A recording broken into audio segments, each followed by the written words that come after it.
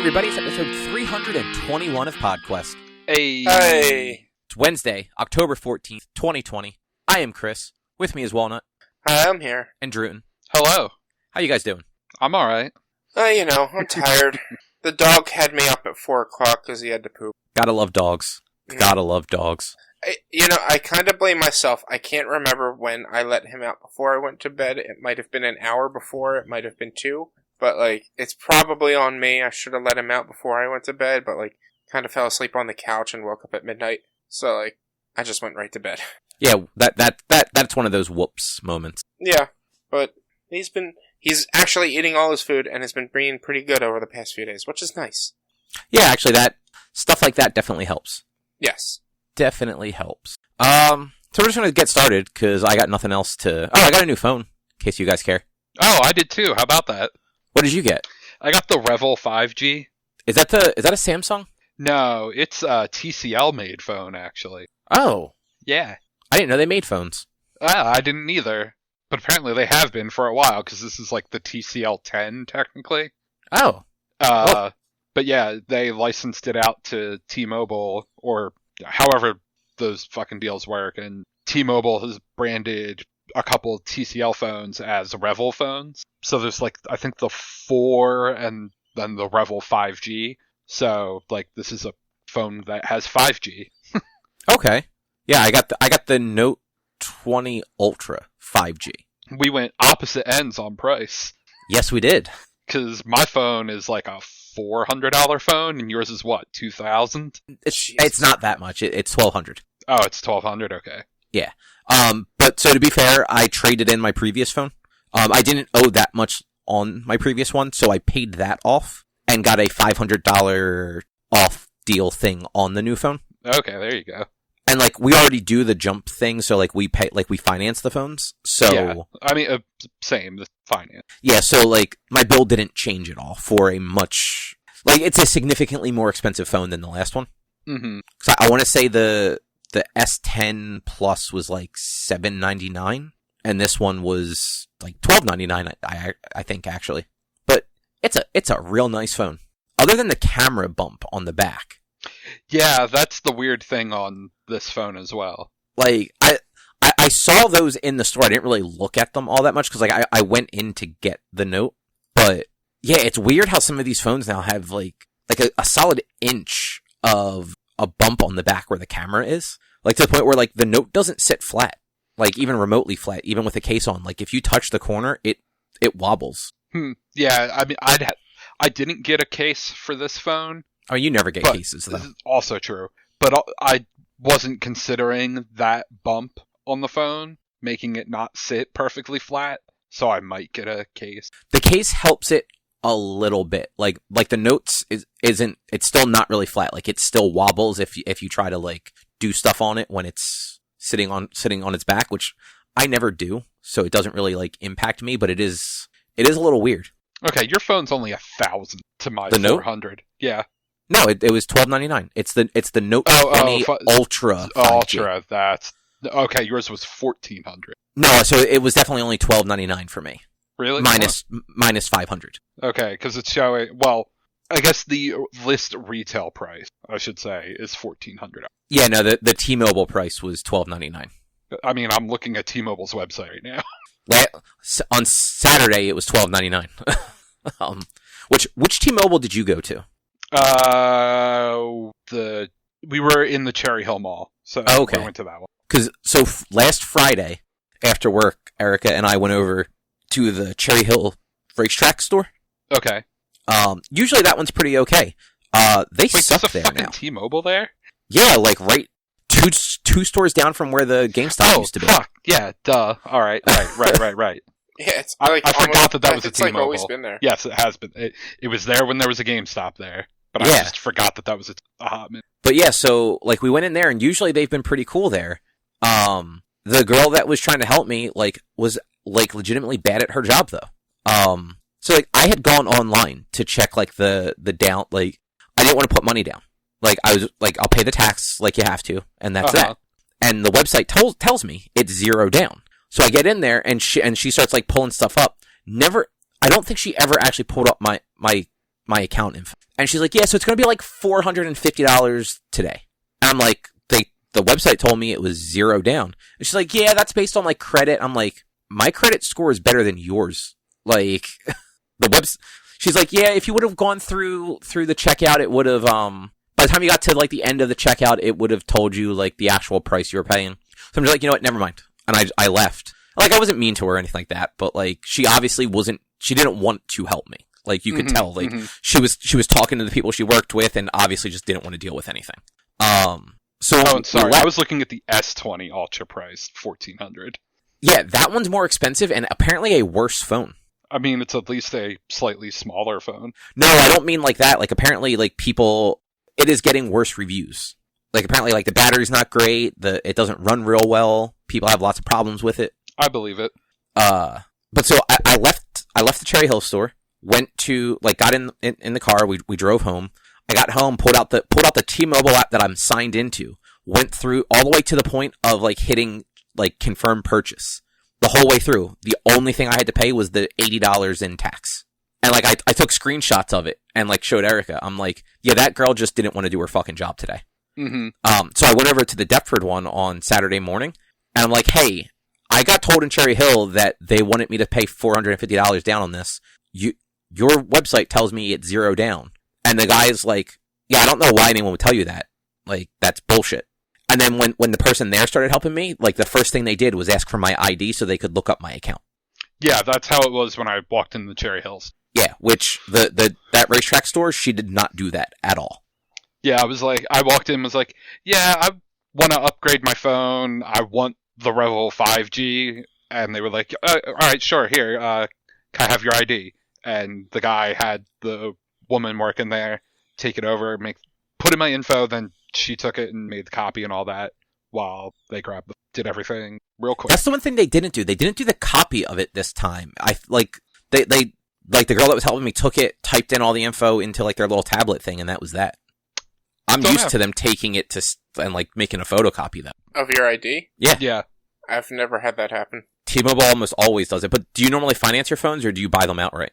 I finance. I don't have Jump, but I do the finance program that they have. Okay. Yeah, that's weird. Yeah, because that's what they've always done. They've always taken the ID and made a copy of it. Maybe I just never noticed. It's possible because sometimes they are very like sort of slick about it because they're going over stuff with you, and usually they'll hand the ID to somebody else to go do that. I also buy a phone maybe every 3 years, so I just don't pay attention. Man, good to know that people could just steal your identity. Jesus. Well, I mean, how could I only buy a phone every 3 years. I mean, if I went more often, I'd probably notice, but it's been over 2 years since I got a phone. Well, start liking technology better and buying new things.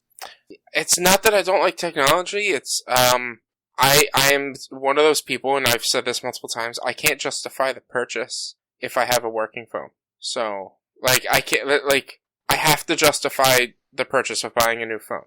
Increasing my bill for that much for the next 2 years, whatever, like, I need to justify the purchase. So, at this point, I'm not buying a new phone because my phone still works, and it works fine, and it doesn't, I don't have missed calls, and the only thing that sucks is the battery life at this point, and that's manageable because I'm always home anyway. Yeah, mine was starting to act super shitty, so I was kind of in need of getting a new phone. Yeah.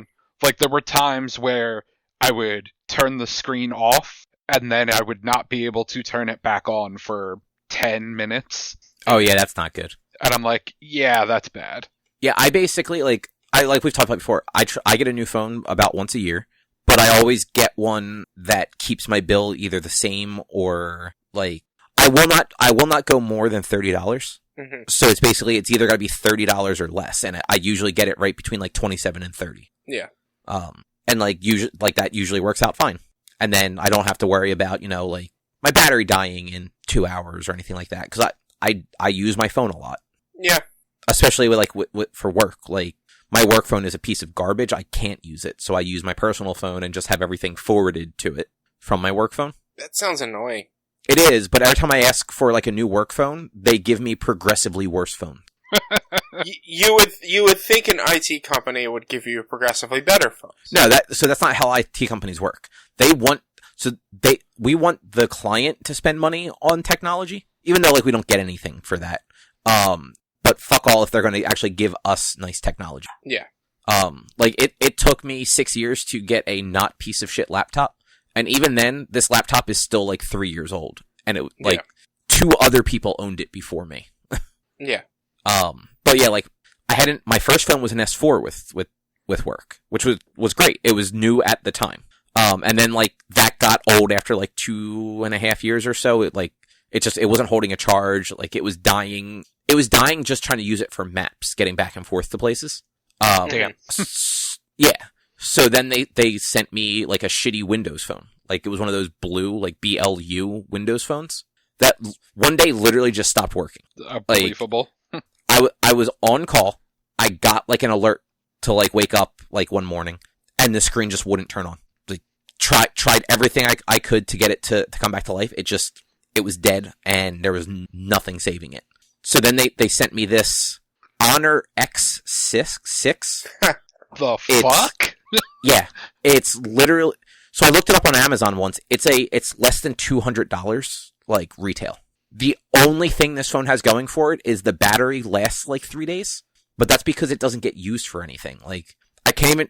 It's so bad I can't even actually check email on it. Jeez.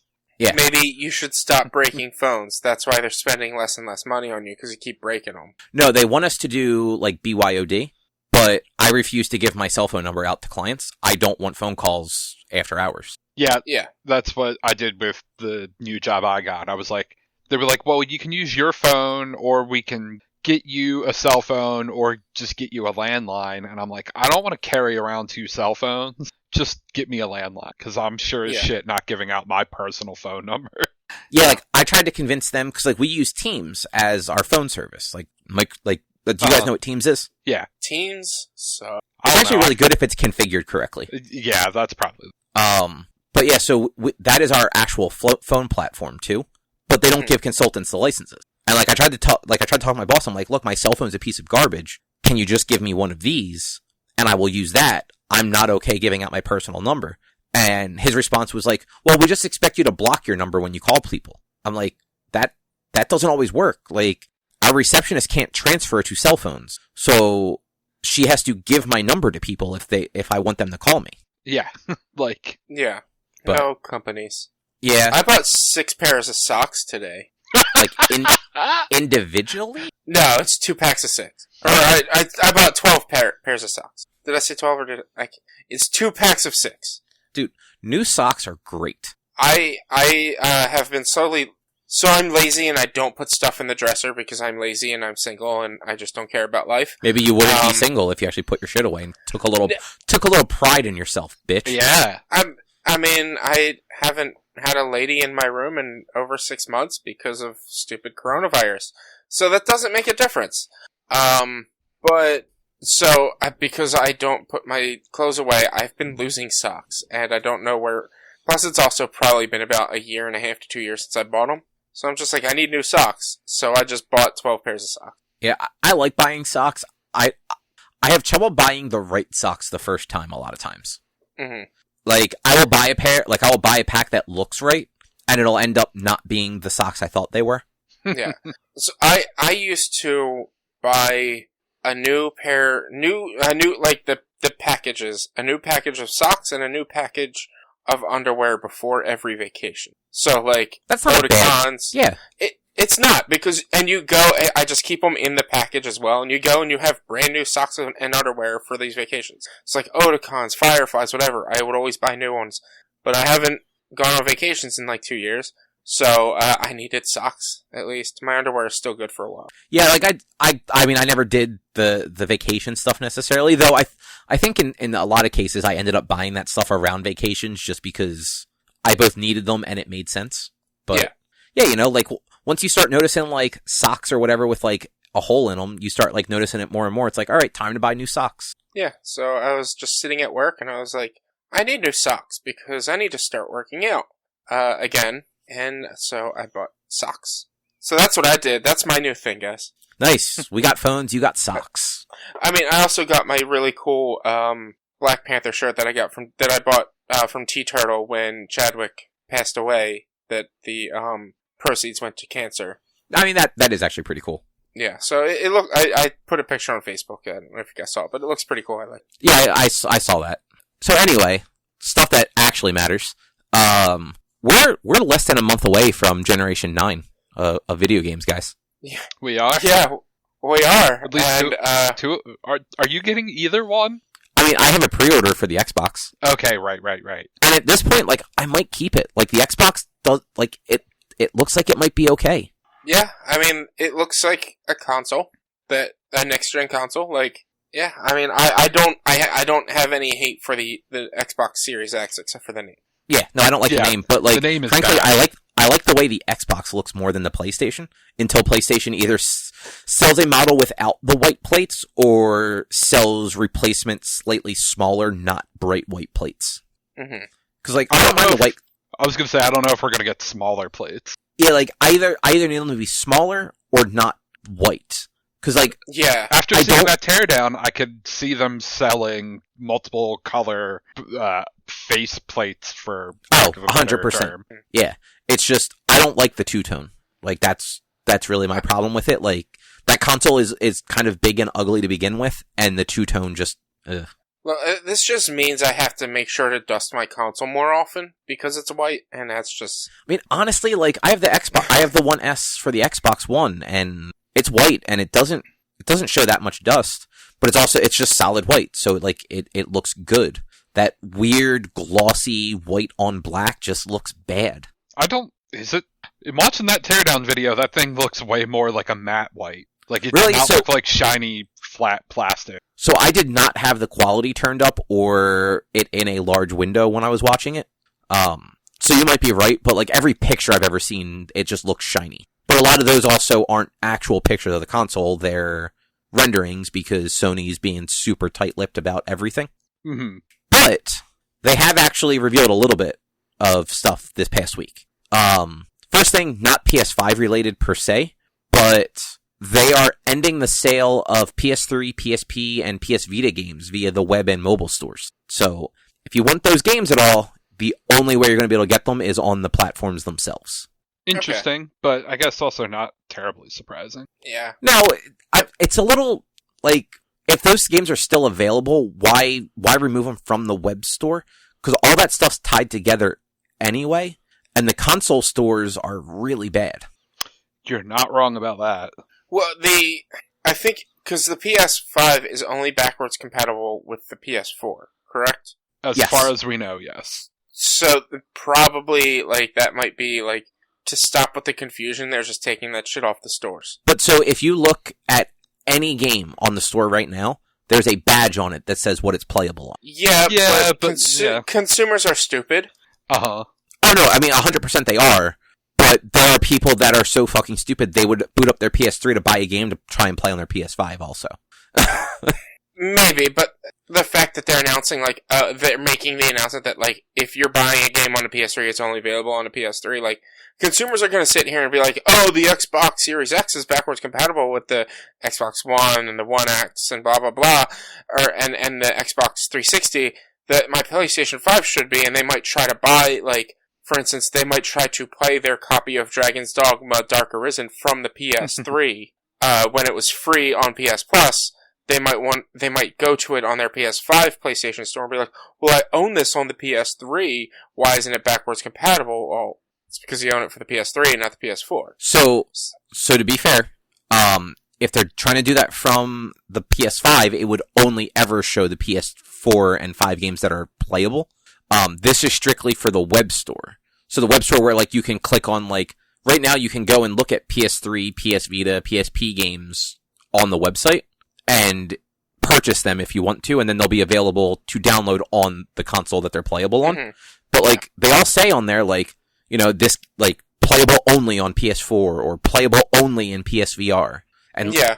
and they even have like little tags like if they have like PS4 Pro enhancements. So like, you know, the stuff is clarified, and I feel like it's not that hard to create a new page on a website.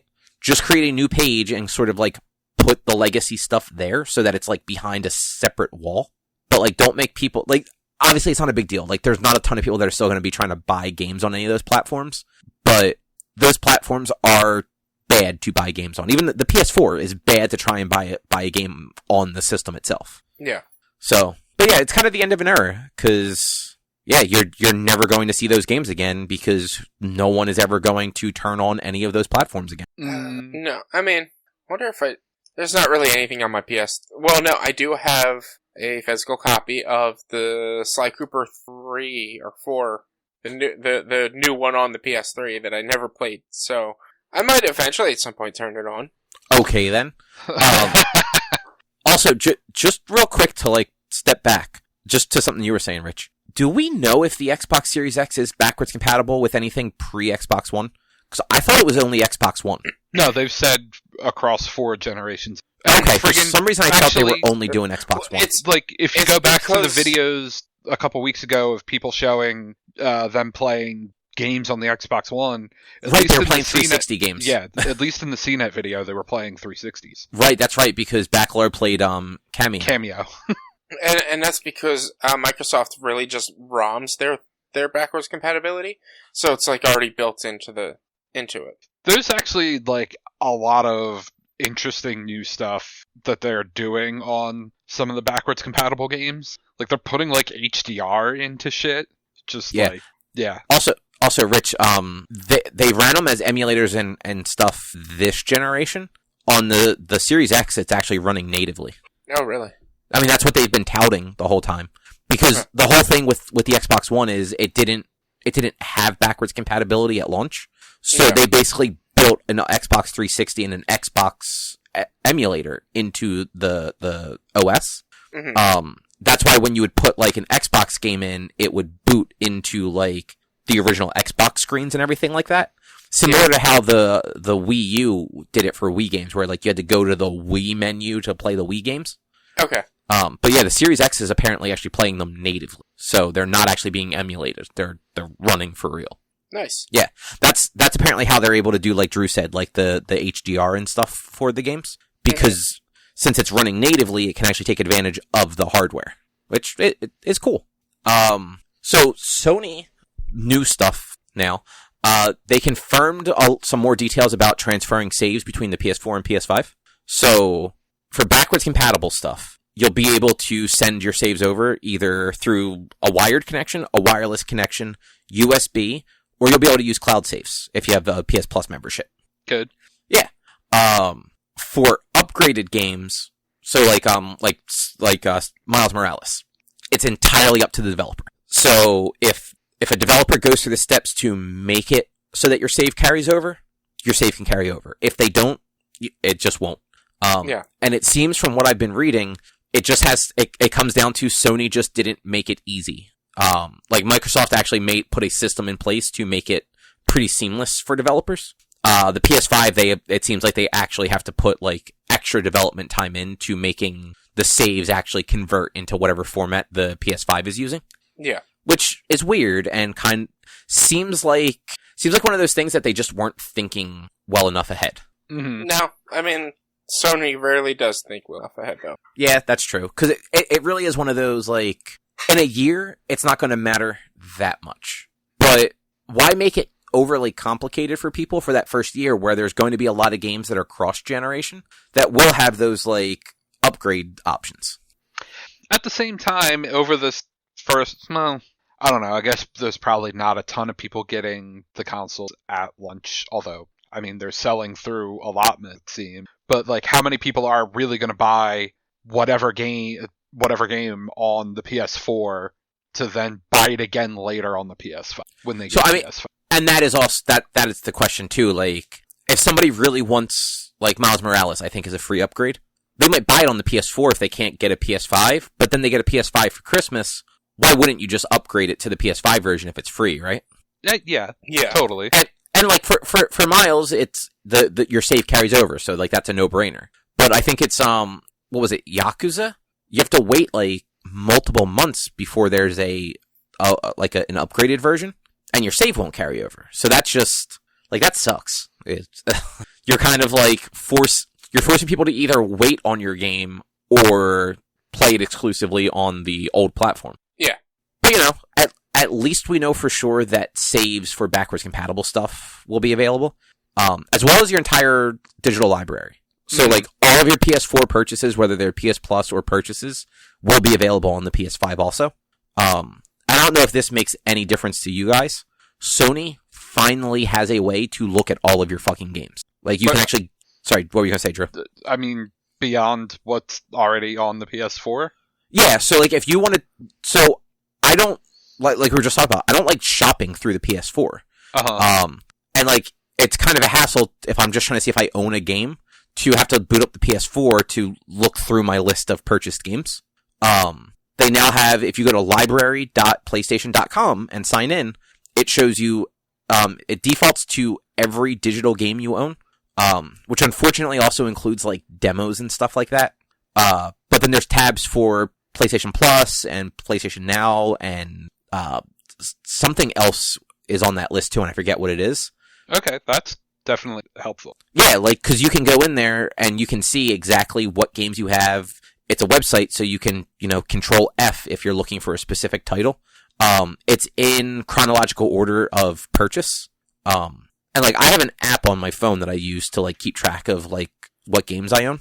Mm-hmm. But I got it pretty far into the generation, so most of my older digital stuff isn't in there, and, like, none of the PS Plus stuff is in there. But now I can easily use this website to add that stuff, or if I have something that I did add, but it's not, like, tagged for PS Plus, I can now tag it for PS Plus, just so I know. It's like, okay, I have this game, it's PS Plus. If I ever don't have PlayStation Plus, I no longer have this game. Like, it's one of those things where I've wanted Sony to have that option forever, and they just haven't, and now they do, and it's actually really nice. Yeah, because, I mean, like, that sounds like a lot of the stuff that's on the PS4, like, if you go all the way to the right. Exactly. It's almost exactly what you are.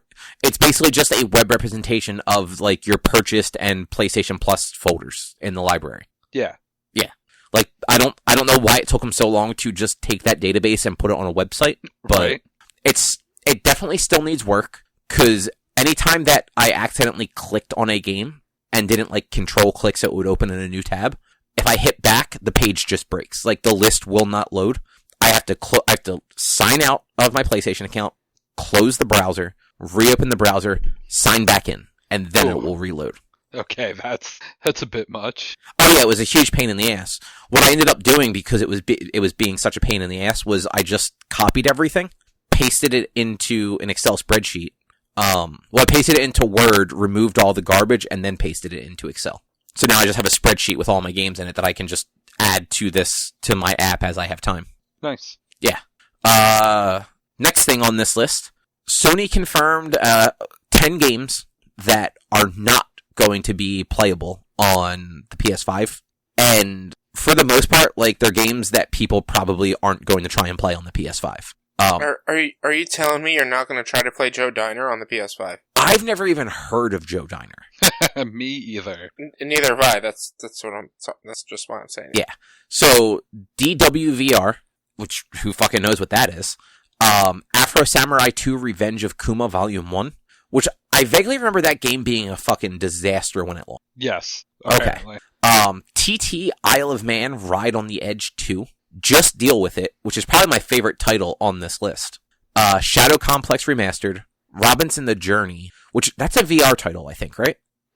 I think that's what they were saying on Giant Bomb when they talked about this. And then We Sing, Hitman Go Definitive Edition, Shadwin, and, like Richie said, Joe Diner. So 2 of these games are getting updates to work on the PS5. Oh, are they?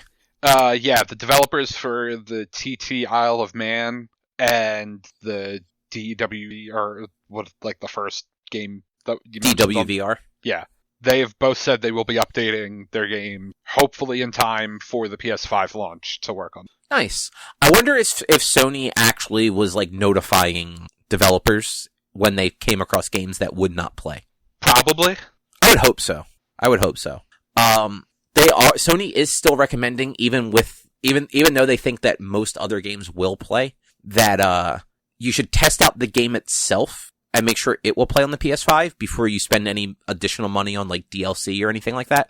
Because there's always a chance that a game might be it may supposed to play, but it doesn't play correctly, or it doesn't play far into the game, and they don't want you like wasting money on DLC that you can't use. Mhm. And the last bit of Sony stuff, they've given an overhaul to trophies. Have you guys looked at this at all?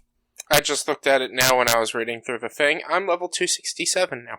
I am 247. Do you know what your level was before? No, probably more than yours. I mean, obviously.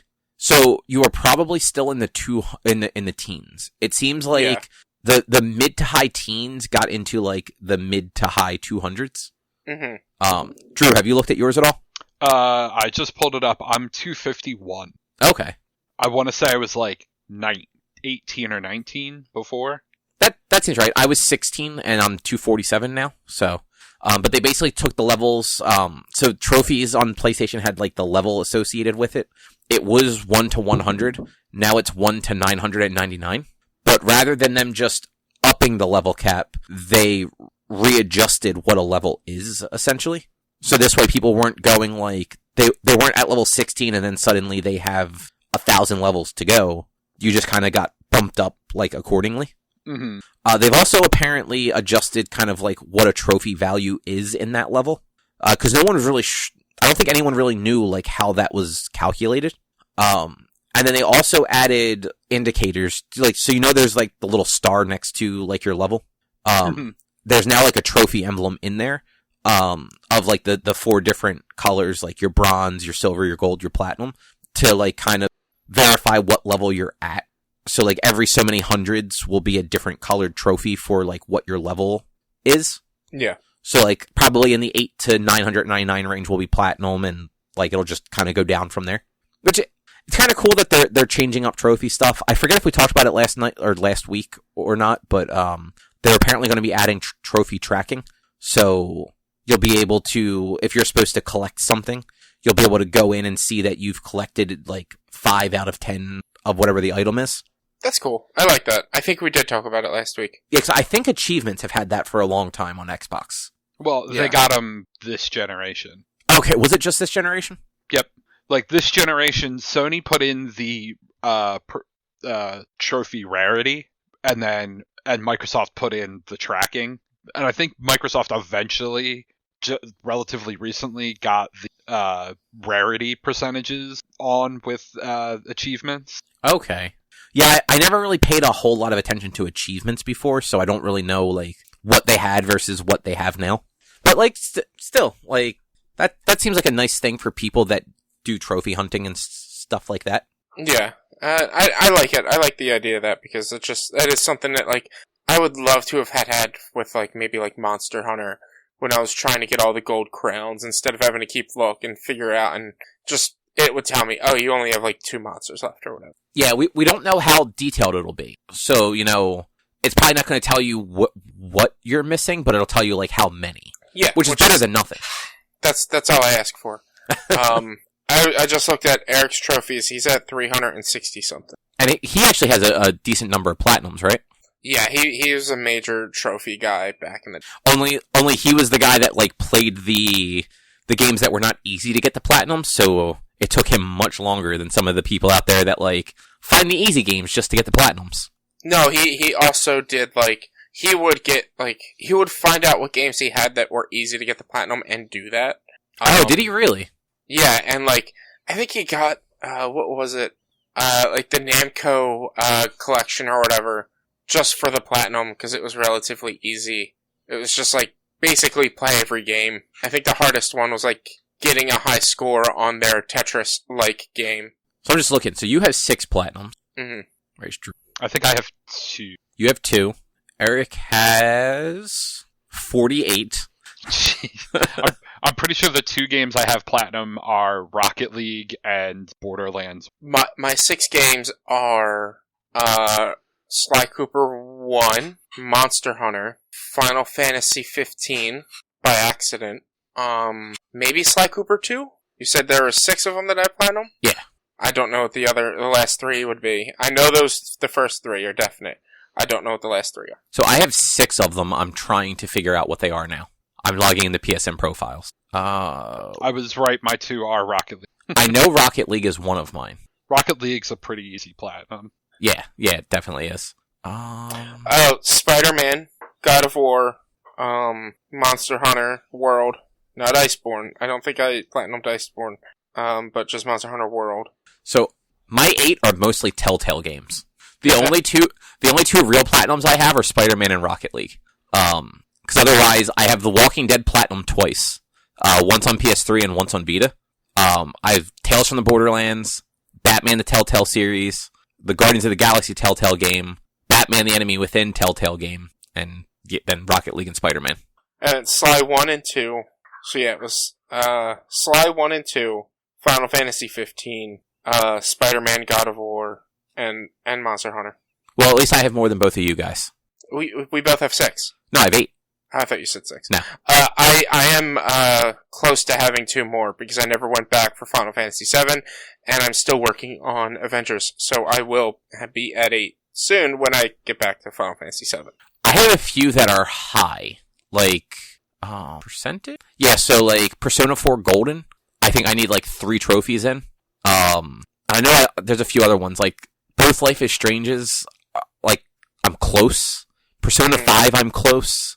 Like a bunch of games that I was really close for, but I'm not really like a go back and replay stuff all that often. So yeah, it's one of those like if I don't just naturally come to it, I'm probably not getting a platinum. Yeah, I'm kind of the same way. Though I have 35 out of 54 for Final Fantasy Remake, which I'm surprised. I did not think I had that many.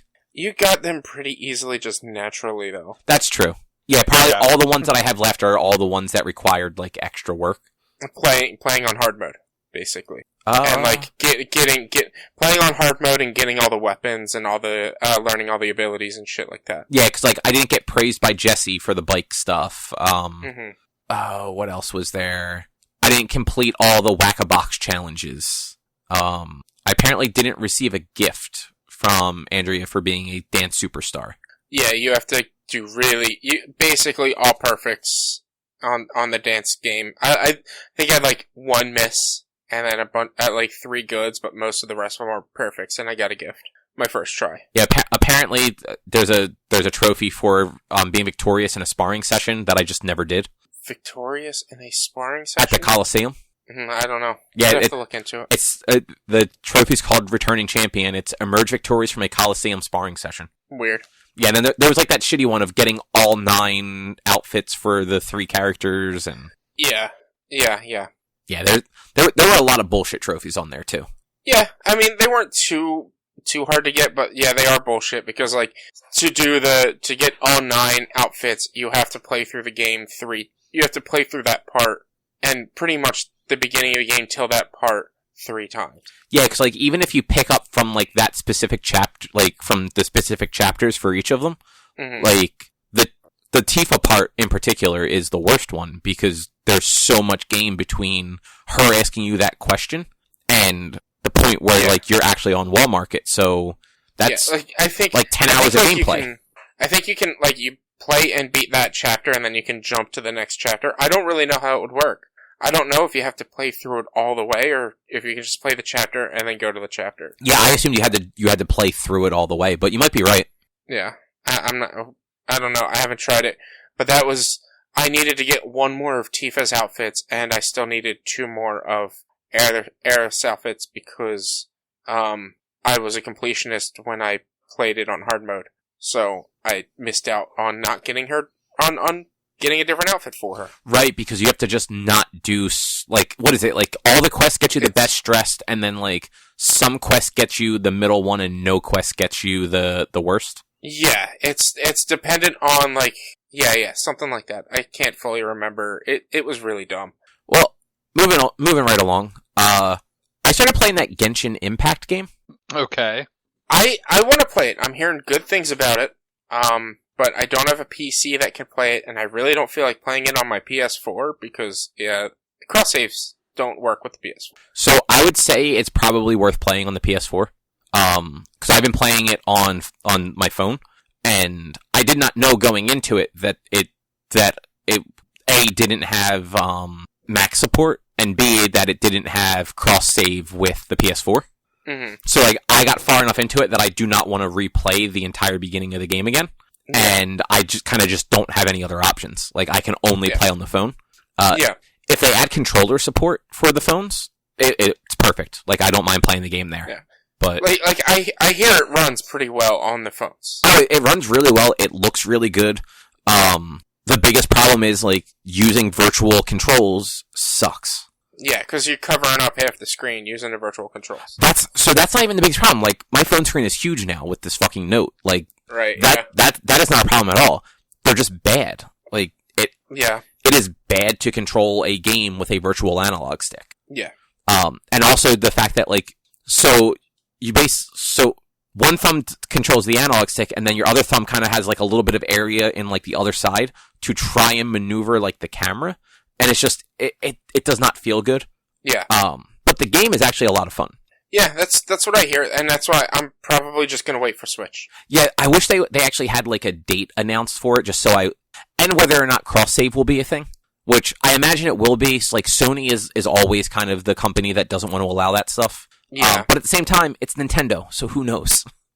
I mean, I feel like it will be, because you can at least crossplay, what's it called? Any game that's on the Switch that's on any other system, minus the PlayStation, because that's how it works. Which is why I think they'll do the cross save as well. I hope so. Because if they do, I will definitely probably play a lot more of this on the Switch. Yeah, which is why I don't want to get into it on a PS4. That's fair. That is fair. But I mean, it's free to play. So I've probably played like 2 or 3 hours. Mm-hmm. And I haven't hit a point where, like, I have to spend money at all.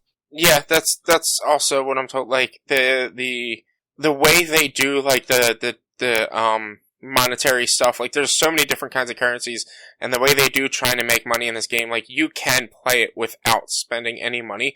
You're just gonna have to play it for a lot longer than other people. It's, I would say, similar to how the Old Republic does their subscription base, where if you're not paying into it, you get 20% less experience than everyone. That's possible. It seems like they're still pretty... They're pretty good about, like, experience and items and everything like that. The big thing with this game is it's got that, like, gacha game thing going on where you randomly get characters and weapons. And you use, like, a specific... It's one of those, like, there's, like, 12 different currencies, and, like, you use each currency to get the other currency to eventually be able to get characters and weapons.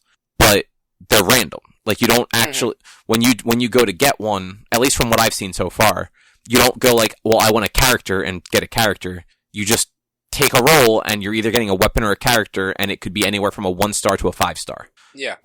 If you do, like, a bulk order, you get, like, 10 possible things at a time, and you're guaranteed at least 1 4-star character with that, it sounds like. Mm-hmm. And Drew, you probably heard this on the Bombcast. Jeff was saying he was playing it, and he did something and did, like, the 10 rolls and ended up with, like, 9 4-stars and a 5-star, and he's like, I never have to do this again. Mm-hmm. Like, he has enough characters to have a solid team, and that's all you need. Because it's, you get a team of 4, you can swap them on the fly, it's action RPG, so, at least on the mobile version, you've got a little area for, like, a regular attack, and then you've got 2 special attacks for the characters, and then a jump and, like, a sprint. Your starting character is either a male or a female. It's one set of a twin brother and sister. And then you just kind of get characters as you go. There are some characters that you just get through the story, and there's some characters that you can only get through, like, the gacha mechanic. They all have different weapons so far. So, like, the first character you get through the story is an archer.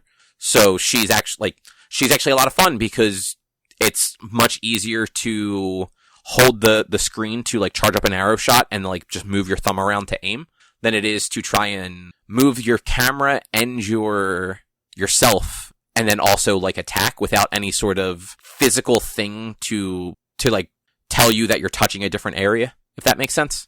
Mm-hmm. But yeah, it's fun. It's got, like, the Breath of the Wild exploration going for it. Yeah. So, like, you can climb everything. Whether you have the stamina to actually climb it is a different story, but you can try. And yeah, it's pretty cool. I fought a dragon. That was neat. Nice. I'm scrolling through online to see if they announced a Switch date yet, and they're not. But my favorite gaming site ever, Forbes, the first article that was posted 10 hours ago, Genshin Impact is only letting me play 13 minutes a day due to resin energy. That seems inaccurate. Yeah, I hate forbs, especially for gaming. Yeah, I haven't hit anything like that. Maybe like once you get real far into it, it changes. I'm reading the article. I'll get back to you on that in a second. I mean, we probably won't be because I don't really have anything else to say. If it gets controller support, I will probably play a whole bunch more. Otherwise, when it comes to the Switch, I will probably play a whole bunch more. But I'm going to keep, like, you know, here and there picking it up and running around and exploring and all that fun stuff. Because it is fun. Like, the story seems interesting so far. Like, for a free-to-play game that's on a phone, like, they seem to have done a pretty good job with it. So, yeah. I'm curious if the cross-save will work with Switch. Me too. Like, Switch is decent about, like, cross-play, but I could see cross-save being. Yeah. So, and seemingly the only reason the cross-save doesn't work on the PS4... So the cross-save works on PC from phone because you're logging in with your email address. And you're not logging in with your email address on the PSN. I mean, sort of you are, but like it's tied to your PSN account, not your email address. So that's why the cross-save doesn't work from phone or PC to PS4. And why I could easily see it also not working to Switch to anything else. But, so, I mean, the solution there would be, like, letting people sign into either letting people link their PSN account to their, like, Genshin Impact account, or, in the game, just have, like, a sign-in option. Yes, which is possible. Because it's all server-based. It's not, like, every time I sign in, it has to download and connect to the server. And there are plenty of other games, like Final Fantasy 14. I think, Rich, you might actually know this better than me, but if, like, you have a character on PC and you buy the PS4 game, you can use your same character, can't you? Yeah. Yeah. But that's because you log. So, Final Fantasy 14, they're dumb with the PlayStation. You connect your, PlayStation account to your login for Final Fantasy 14. So, like, say I was using Eric's, let's say I was a younger brother to somebody and I was using my older brother's PlayStation account to play my Final Fantasy 14 login. If I decide to create my own, PlayStation account, I lose my, Final Fantasy 14 characters. Oh, I do remember that, actually. Yeah, that is really stupid. But like, yeah, it's that you log in, you connect your account, but you log in over your thing, so it has cross-playability between your PC and PS4. Yeah, so, I mean, I'm sure there was a way they could do it. It might have just been if, like, Sony may not have wanted a free-to-play game to to integrate like that or something, like, which I could see Nintendo also not wanting to do that because Nintendo is Nintendo doesn't understand the internet, but they also always put up a front of they're trying to protect people. Well, protect, like, young people, at least. Yeah. So I could see them not wanting to do the cross-save thing as some sort of weird, like, oh, well, it goes out all over the internet, so we shouldn't do it. Yeah. But Rich, you watched The Haunting of Bly Manor. Yes, I watched every episode on Sunday. So I have watched the first 5 episodes. And the 5th episode was the first good episode, in my opinion. So with the housekeeper? Yeah. That was a weird episode. I've liked them all leading up to it, though. So, alright, I have to rephrase my statement. It wasn't the first good episode. It was the first episode I was interested in. This season is a lot different than the previous season, or series, because this is supposed to be, like, kind of a spin-off or whatever of The Haunting of Hill House. It's a completely different way of storytelling, completely different story, like, So it's not supposed to be a spin-off. It's an anthology series, so it's just like, what's that FX show? It's like American Horror Story. Thank you. Yes, that one. Like, but that's what I meant by spin-off. It's like, it's an anthology series, but like, for instance, Cobb, up to episode 5, you haven't had any major, really scary, haunty things happen. No. Like, and that's, whereas Hill House was very tense, and like, there was really only one jump scare, but it was super, like, tense and drama-filled, and like, it was just a different kind of story, Hill House to Bly Manor, that like, although it was good, and like, I am excited to hear your overall thoughts on when you finish it. Although it was good, if I had known this is what it was, I probably wouldn't have watched it. Like, at all, or? At all. Like, I wasn't expecting, like, this is more of a soap opera than anything else, in my opinion. The story, like, it didn't, like I said, it didn't pull me in until episode 5. So, do you watch American Horror Story? No. So, that's 100%, like, that's what an anthology series is. Like, every season is going to be different, and it's going to be a different type of storytelling. So, like, every season of American Horror Story has been completely different, like, storytelling, like, with highs and lows. And, so I was expecting this to be entirely different. I was, because it's being released in October, and Haunting, I was expecting to be more scared. Like, it's definitely more of like a mystery than like a horror. It's a love story. It's like, you'll fully understand when you finish it, but it is, I don't see it as a that's my kind of gripe about it. It's like, I'm not big into like the love stories, and a lot of it. It's because nobody loves you. Probably. But it's just like, I don't know, I'm not saying it was bad, but like, the first really interesting episode to me was episode 5. Maybe I think it was episode 4 or 3, when you found out, like, who was following, or like, why the spirit was following her. Yeah, no, I thought that was interesting. Like, that was interesting, but like, I just didn't 100% care. Like, I didn't care about the characters for the first 3 to 4 episodes. It wasn't until episode 5 with Hannah that, like, I really got into it. And I was like, this is a very interesting, really cool episode. So I care about Owen because I really like that actor. Mm-hmm. So I was just excited to see him in something. He was in iZombie. And he's been in a couple episodes of Supergirl. I can't remember. But, like, Owen, he's a great character, and the actors, he's really good. Like, and, like, all the actors, even the kids, they're good. The show is good. Dude, the little girl is super weird and creepy. The little boy is so fucking creepy. I mean, he is creepy, but something about that little girl is just creepier. Yeah. I can understand that as well. Her, like, just the way she talks, and then, like, telling, like, in the first or second episode, being like, you can't leave your room after you go to bed. Like, don't walk around the house.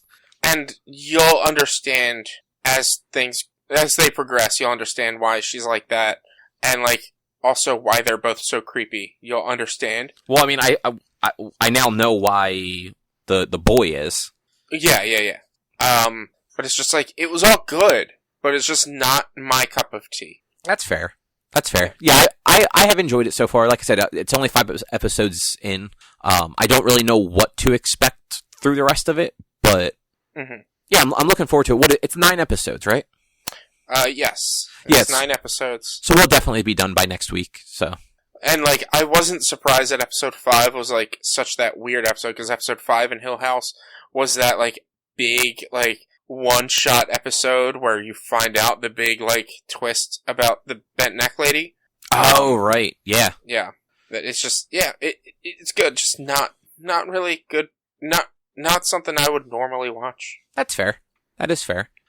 So the next one, I forgot to actually make notes on.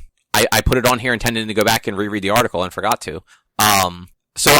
The big thing here that I remember from it is they're actually redoing, or recategorizing the Marvel stuff. So anything Marvel is either going to be MCU or, like, Legacy, if it's non-MCU.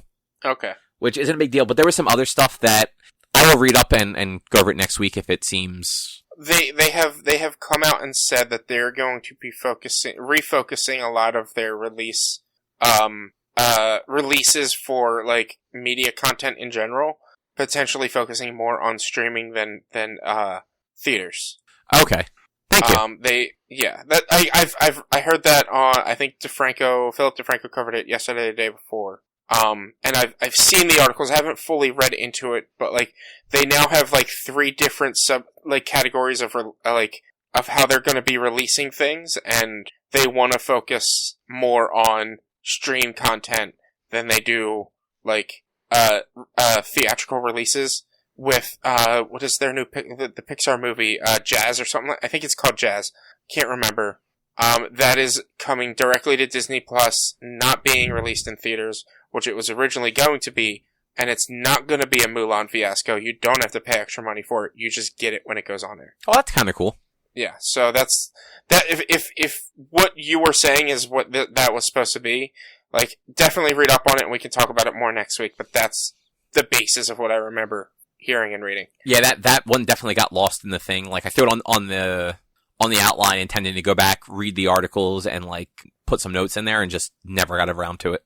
Mm-hmm. So next up, Doctor Strange is apparently officially in Spider-Man 3.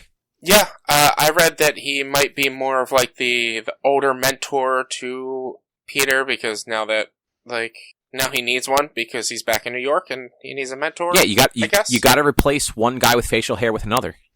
Exactly. So yeah, that's actually kind of cool. It also opens up possibilities for some of these rumors that are now circulating.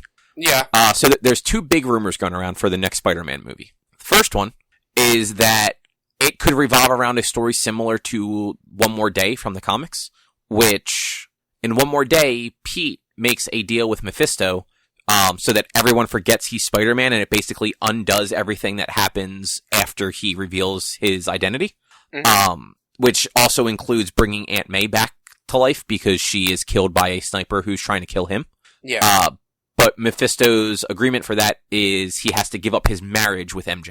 Not the relationship, just the marriage. So they spend their time together, but end up breaking up eventually from it. Mm-hmm. But like they're never actually married. Yeah. So that part of it obviously would have to change for a movie. I can see them maybe going for that, because they tend to make the Spider-Man movies kind of like teen type movies, like I want to say like Breakfast Clubby, but like not entirely Breakfast Club like, but like that kind of like for kids of that age that would watch, like, yeah, like when Breakfast Club came out, it was for teens, and that's kind of what they make the Spider-Man movies to be. That's fair. I can kind of see them maybe, if they do go with that, instead of it being he has to give up his marriage with MJ, he might turn around and be like, I want everyone but MJ to forget, and the deal is no, MJ forgets too, which kind of ruins their relationship, because their relationship started with her knowing that he's Spider-Man. So, funny story, in the comics, the fallout, like the reason that Pete and MJ are broken up for like 8 years in the comics is actually because Pete has her not forget that he is Spider-Man. Okay. So, like, the actual way that like it worked, like, for the reader was Pete made the deal with Mephisto. And then, like, the next issue was the Brand New Day stuff where nobody knew who he was anymore, including, like, superheroes that he had been friends with for a long time, like the Fantastic Four. None of them remembered who he was. Yeah. So, like, 5 years into that, they did a storyline called One Moment in Time, where they explained how they explained how Pete and the rest of like the heroes think that he undid his identity, which was Doctor Strange, Iron Man, and Reed Richards kind of like put their heads together and came up with a fusion of science and magic to make the entire world forget that he was Spider-Man. And the last second, he brings MJ with him into this portal while she's like unconscious, so that somebody remembers it and that he's not alone. And that is apparently the thing that splinters their relationship. Okay. Is her being like the sole person that knows his secret. Yeah. So it's kind of funny that you say that because it's literally the opposite of that. But like I could see them doing that. Yeah, like that. It just definitely makes sense. Like, oh, he doesn't, like, their relationship is based on her knowing that he's Spider-Man. Yeah, and so like it would make sense that she wouldn't forget. Yeah, exactly. And because of the way the last movie ended with everybody now knowing that he is Spider-Man, like, this is kind of valid. Like, something like this could happen. Yeah, exactly. And then the other rumor is that Tobey Maguire and Andrew Garfield have signed on to reprise their roles as Spider-Man in the sequel. Yeah, and this could be a Spider-Verse movie. Yeah. I've seen a bunch of sites reporting this rumor. None of them seem very reliable. So yeah, I was looking it up. I saw it on Facebook before we even started. That it was even hypebeast.com said that they're now confirmed, and this was 19 hours ago. Yeah. But I don't even know who the fuck hypebeast.com is. Exactly, and like you're not seeing it on like IGN, Hollywood Reporter, Variety, or any of those places where this would be all over the place if it was confirmed, or if it was even like a credible. Yeah. Whereas like some of those sites are talking about the whole one more day rumor as like a, hey, here's what this could mean if that's what this does. And with Doctor Strange being in the movie, like it lends itself a little bit more to that. And like honestly, Doctor Strange's next movie being about the multiverse also lends a little bit to the possibility of multiple Spider-Men also. Yeah. I don't think that one's happening though. I do not think they're going to have Toby and Andrew in the next Spider-Man. No, neither do I. I absolutely doubt it. But you know, it comes out next year apparently, so we'll find out then. Who even knows anymore? So you watched Code 8? Yeah, so I think I talked about this a couple years ago. It was a short that Stephen Amell made with Robbie, his brother. They're cousins. I thought they were brothers. But either way, they're family, so it's fine. They're family, like how Vin Diesel says it. But it was a short about how, like, basically think My Hero Academia, but in reverse. People started getting powers, and then normies hate the people that got powers, instead of, like, cherish the people that get powers and see them as heroes. Yeah, I guess you could, the X-Men. And so, like, to the point where, like, it's impossible for a powered person to get a job. Like, the main premise of the short was, Robbie has electrical powers, and he basically works as a day laborer for, like, people who need to do construction. And so he uses electrical powers to run electricity, and, like, maybe he can, like, cut, like, steel beams and things like that with the electricity, and, like, he gets into some shit. Well, it was like a crowdsourced movie that or a crowdsourced thing that they then turned into a movie, and I think it was really good. It was like a heist movie with powers, but, like, the heist was all, like, it was just, I don't know. I enjoyed it a lot. It's on Netflix, right? It is. It's on Netflix. Came out in 2019, but it's been on my radar for a couple of years, and I just, so after watching all of Bly Manor, it was like 8:30, and I'm like, it's too late to play a game, it's too early to go to bed. I'll watch this.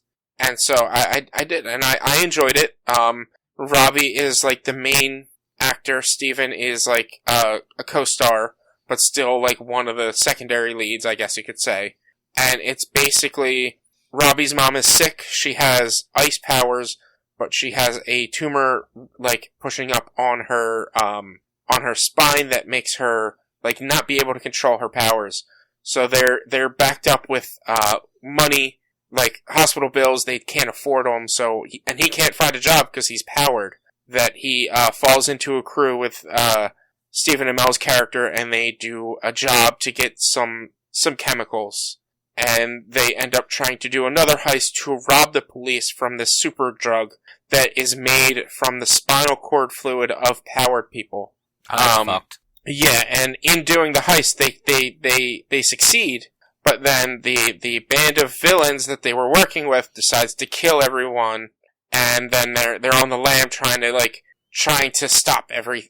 figure out how to stop everything, because the main villain has, like, a sidekick who's a healer, and so the main deal was to get this drug from the cops so that Robbie could get the healer and bring the healer to his mom.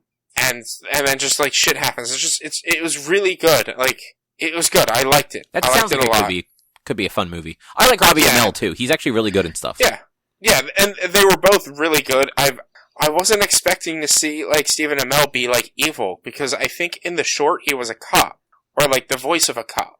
But in this he was not evil, but, like, he was one of the main protagonists, but they're anti-heroes because they're criminals. Yeah. And they're running a drug ring in, I think it was, like, Lincoln City, I think was the name of the city. It was really cool. And, like, the idea, like, Robbie Amell, his powers are, like I said, electricity, and he's a class 5, so he's, like, one of the strongest, where Stephen Amell's powers were, telekinesis. One guy could read minds, but he had to look right into your eyes. And then the girl who's the healer, if she heals you, like, she also gets hurt. Like, whatever she heals affects her. So at one point she healed a cut on Robbie Amell's arm that later on in the movie, she reveals, like, that cut comes to my body. So if I heal your dying mother, I'm gonna die. Thanks, bro. Oh, yeah, wow, that's actually... Yeah, they're kind of dark themes, but, like, it turns around in the end. And I liked it. I think you might enjoy it, too. I think you and Erica and Drew, you might enjoy it as well. No, it's scripted television. He hates that stuff. But it's got a wrestler in it, Stephen Amell. It's true. Stephen Amell's pretty cool. So, you might like it. It's a different kind of take on, like, a powered story. There's not... I can't think there's often, like, a powered story where it's, like, a criminal heist movie. If you like heist movies, you might like this. Yeah, I might give it a watch at some point. Yeah, I think it's only an hour and a half long. It's not long at all. Okay, cool. Well, Erica and I watched Hubie Halloween over the weekend. I hear that's fine. Yeah, it's an Adam Sandler movie. Like, yeah. It's a modern Adam Sandler movie for what it's worth. Yeah. It wasn't awful. I wouldn't watch it again, but, like, I'm not angry that I watched it the first time.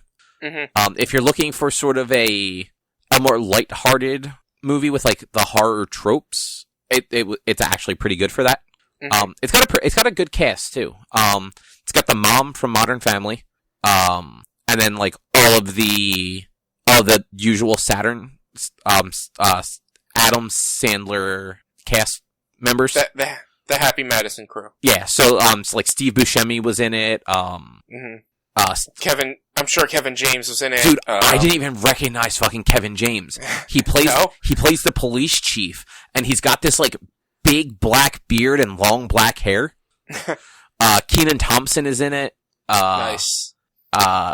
Fucking God, I'm forgetting people's names, but yeah, like all the people that like you have seen in Adam Sandler movies over the years are in it in one way or another. And it's got a lot of like goofy horror tropes. I'd say that the biggest issue is like he is playing his like mentally handicapped sort of person.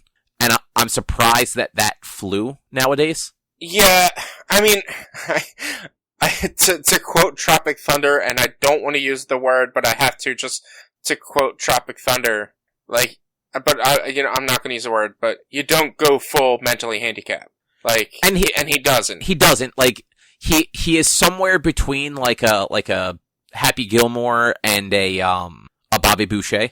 Mm-hmm. But, like, you know, he's that, like, 50-year-old guy that lives with his mom, carries, like, a utility thermos that kind of does everything. He's super easily tricked, and he talks in that same sort of, like, he doesn't have the accent, but he talks like Bobby does in The Waterboy. Yeah, when I saw trailers, I was just like, this is just one of Sandler's normal characters, and I don't really know if I care too much about it. Yeah, and, like, to be fair, I did not fully get the ending right until it was pretty close to the end. Okay. Like, I was telling Erica, I'm like, I bet it's such and such. And then it turned out not to be such and such, and then it was like, alright, it's this person then, and that time I got it right. Okay. But, yeah, like, it's not bad. It's not like a scary movie. It definitely has some laughs, but also has some bits where you're just like, I didn't need to deal with some of that. Yeah. But, like, definitely has a good cast. So that's always fun, especially just like seeing some people that you just don't see in a lot of stuff pop up is always good. Yeah, and yeah, that was nice. It was kind of like an Ernest movie is what I put in the thing. I can understand that. Only having seen bits and pieces of Ernest movies, I can see that in that kind of movie just from the trailers. Yeah, well, you should really go watch Ernest Scared Stupid. I've got a ton of other shit I need to watch. Dude, it's like 90 minutes. Just watch it. I know, but... It's a classic. Look, I'm busy watching Supernatural, and now other stuff. Look, like, you can put the porn on pause for 90 minutes and watch Ernest Scared Stupid. You see, I don't really get to watch any of that anymore, because my door's always open to my bedroom because of the dog now, so, like, I've got no time anymore, man. See, what you need to start doing is just, when you're not really paying attention to, like, the TV... Just put porn on, so that if Jensen or Kwame come in... no. Like, just, like, put headphones in and start playing, like, on your Switch. But then just have fucking porn playing on the TV, like, loud and obnoxious. Well, I mean, if I'm gonna do that, I'm gonna watch Food Wars. Just to make it even more awkward. No, you have to watch that while you're working just to make Jensen, like, confused and uncomfortable. Jensen can't see what's on my monitor, my home monitor. Well, that's why, but if you're watching it while you're working, you're probably watching it in English, right? With headphones on, though. Yeah, but you take those headphones out, you just let her hear all the weird noises? I don't have speakers to my computer. Oh. Yeah, it's just headphones. Well, your computer plugs into your TV, though, right? I mean, it does, but not right now, because of how things are set up, and because I only have one HDMI port that runs video, and that is running onto my PC, onto my monitor right now. Oh, okay. So your monitor's actually plugged in with HDMI? Yes. Oh. Which my old monitor wasn't, my new monitor's. Okay, I didn't realize that. I just assumed your monitor was like DVI or something like that. No, it's HDMI. Well, how are you going to make them feel uncomfortable then? I don't know. I'm just gonna start walking around pantsless again. I mean, that's just cruel and unusual. I'll have my undies on. Still. Come on now. Still. And they're boxers, they're buttoned up, so they shouldn't see anything. Watching porn or Food Wars is one thing, but that's taking it to a weird place. I mean, I'm not gonna say. I'm not gonna say anything else. So, HBO Max, WB, whoever actually controls this stuff, they finally announced the premiere dates for some of the DC shows. Sweet. So, Titans Season 2 and the new season of or the most recent season of Young Justice, are both going to hit the platform on November 1st. Okay. And Stargirl Season 1 is going to hit it on December 1st. Nice.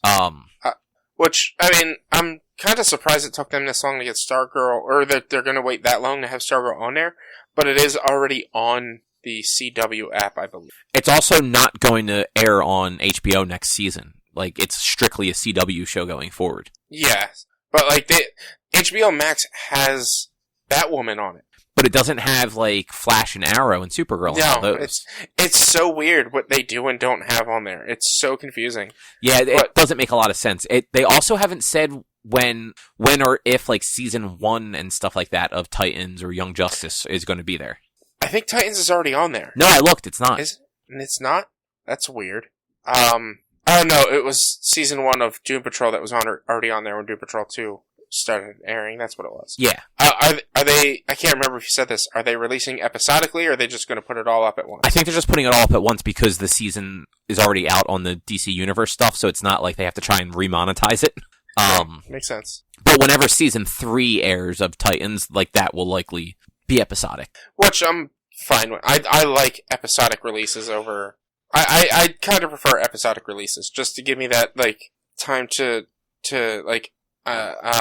process everything I watch. See, it's weird. I'd rather have everything available at once, but I don't necessarily want to binge it. I just want to be able to watch it at my own pace.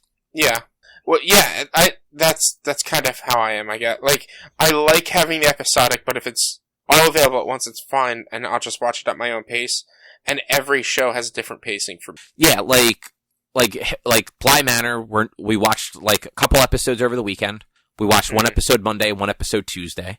Yeah. And, like, for me, Bly Manor was all in one because, like, if I didn't finish it, I wasn't sure if I was going to go back to it because I wasn't fully invested in it. Yeah, which happens. And yeah, it was, some stuff we watch super quickly and other things, we watch 1 or 2 episodes at a time, and then, like, usually the heavier stuff we watch slower, the comedies and the half-hour stuff we might just watch, 5 episodes at a time, because, like, you don't have to pay that much attention to it. Yeah. You're generally not paying that much attention to it. Yeah, exactly. But I'm excited for this, because I do want to watch Titan Season 2, and I don't want to have to subscribe to DC Universe, so now I don't have to. Like, a couple of weeks, I can start watching it. Yeah. I think you care about this one more than either of us, Rich, but they had a little, like, teaser trailer for the Animaniacs reboot at Hulu. Yeah, are they calling it a reboot? I mean, I don't know what else to call it other than it's the Animaniacs. I think they're just saying it's new episodes. Because the animation is pretty much the same. All the same actors. I think I even read somewhere that, like, they're just saying, oh yeah, we just took a 20-year hiatus or whatever. Like, I think they're just considering it just a new season of the show and not really a reboot. I mean, that's possible. I'm not gonna pull, what's the term? I'm not gonna, like, split hairs on that. Like, that's not a big deal how you term it. But yeah, new Animaniacs, I'm excited for, because I love the show originally, and that's where, like, Pinky and the Brain came from, Freakazoid, things like that. Was Freakazoid an Animaniacs?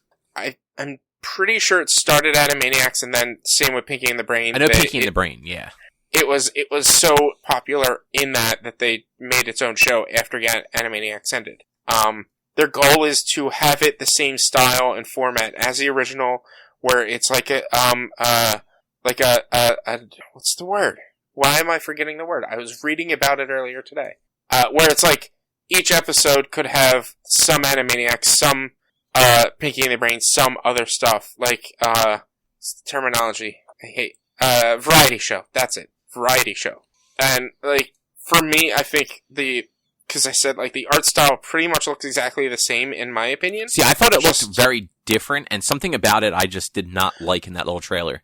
Well, I mean, it only, I think, in my opinion, it only looks different because you're comparing it to 20 TVs and computers and frame rates from 20 years ago to TVs, computers, and frame rates now. I mean, frame rates are still the same in television.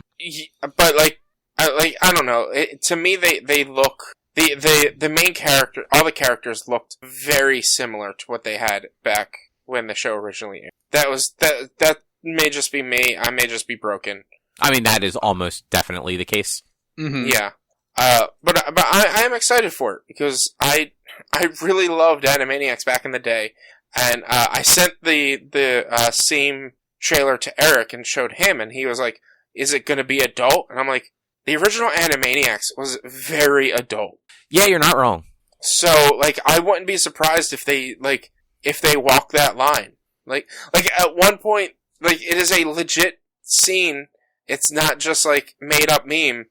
Wacko says, search for fingerprints, or search for Prince, and Dot comes over holding the artist formerly known as Prince. Oh yeah, I remember that.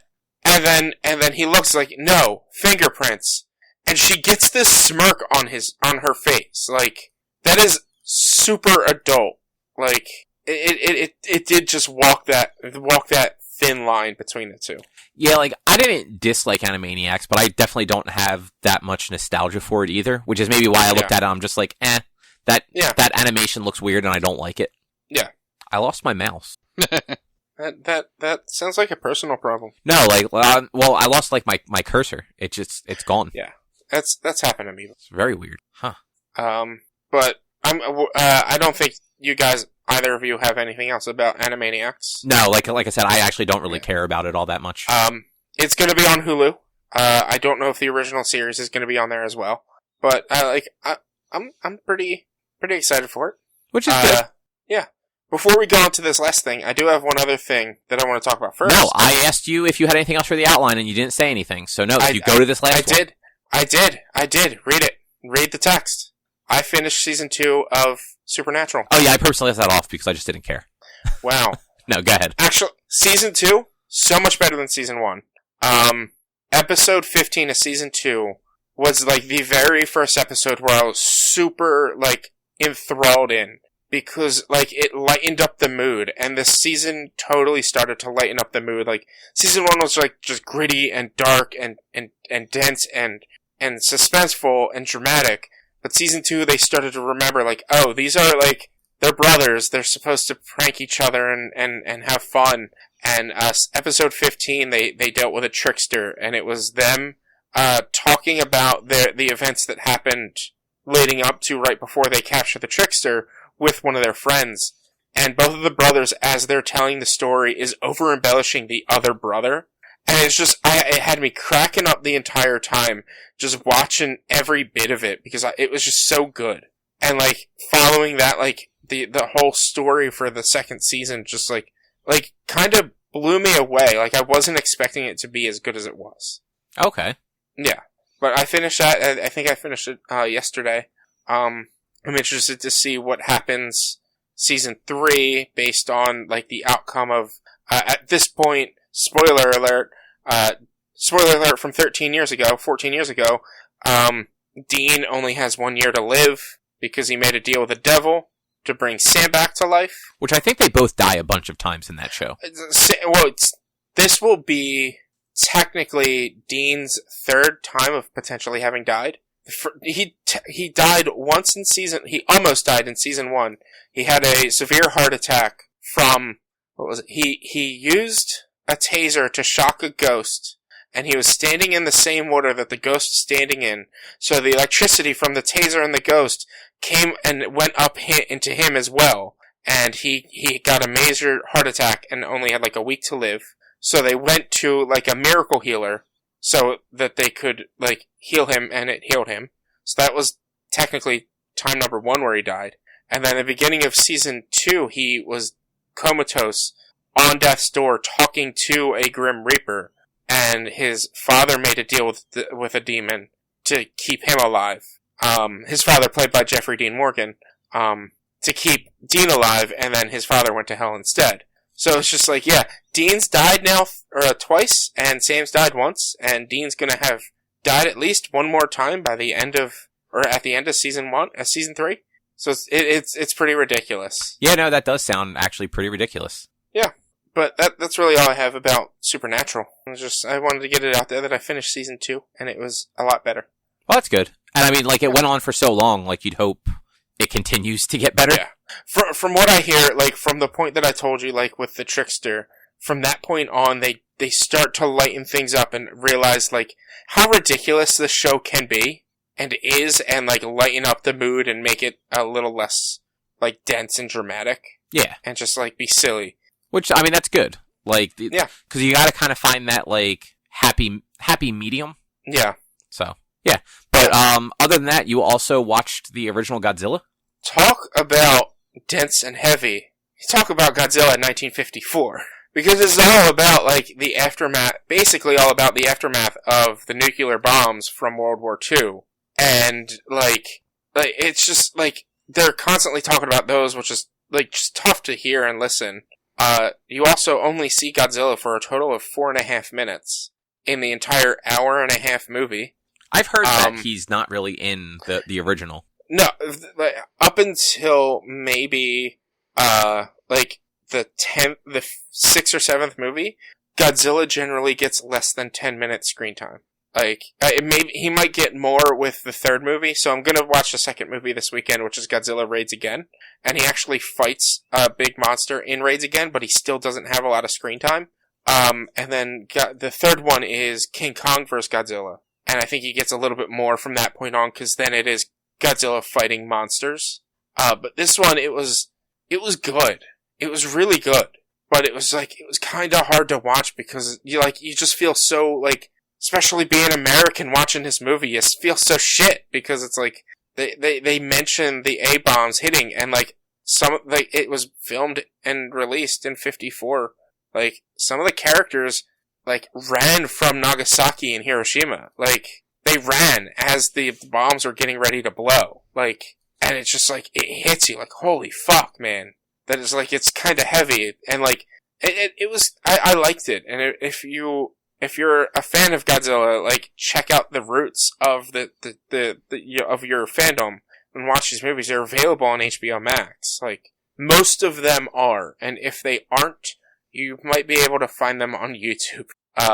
Not necessarily legally on YouTube, but they're on there. They have a bunch of the old Godzilla stuff on HBO Max, right? Yeah, so Godzilla Raids Again are both on there. Then the 3rd one, like I said, King Kong vs. Godzilla is not. And then the next, like, 4 or 5 are. There does get to a point where there's another one that's not on there, but yeah, like, a lot of them. I think maybe the only one that might not be actually is King Kong vs. Godzilla. And it's just all of the initial era of Godzilla. I can't remember what they called it. Let's see if I can find it real quick. Load. The Showa era, which is the 54 to 75. Like, I believe all of that minus King Kong vs. Godzilla is on HBO Max. Okay. Yeah. So I'm gonna, there's that one. It's King Kong vs. Godzilla, and I believe All Monsters Attack or Destroy All Monsters. One of those two aren't on there, which is weird. Because then they have, like, Godzilla vs. Gigan, which is, like, Godzilla vs. There's basically a character in that's basically Ultraman, but not Ultraman. But it's, up to 1975, most of them are on there. I don't think there's any of the Heisei or Millennium era on there, which is 84 to 95 and 99 to 2000. It's crazy how long they've been making these movies for, I gotta say. Yeah, what's crazier is how he has, like, evolved over the years. Like, there's a YouTube video I've watched. It's about 3 or 4 minutes long. That's like the evolution of Godzilla, and it goes through like how he changes in each movie. And it's like, especially with the early ones, like 54, 55, 62, like, why didn't you just use the same Godzilla costume? Why did you have to change him up that much? It's crazy. Yeah, and if I remember correct, so I apologize. You may have said this and I missed it. Godzilla isn't actually the star of most of the movies, like, that you, like, associate Godzilla with, right? Like Mothra and Ghidorah and all that stuff, like, they were actually their own movies. I don't know. I don't think so. So, like, I have the wiki open. So, for the Showa era, which I said is 54 to 75, first movie is Godzilla. Godzilla raids again, which in that he fights Angurius. And then the third one is King Kong vs. Godzilla. Fourth one is Mothra vs. Godzilla. Ghidorah, the three-headed monster, is the fifth movie, but it is a Godzilla movie. It is Ghidorah versus it's Ghidorah, Rodan, and Mothra versus Godzilla, but I think Rodan and Mothra join up to fight Ghidorah. So I remember reading into this a little bit once before because it was one of those weird things. So Godzilla vs. Mothra apparently didn't come out till 1992? 1964, Mothra vs. Godzilla. Okay, that's weird. The Wikipedia page had a different one listed. No, that's a Heisei era, which is Godzilla vs. Mothra in 1992. Okay, but so Mothra originally appeared in the movie Mothra in 1961.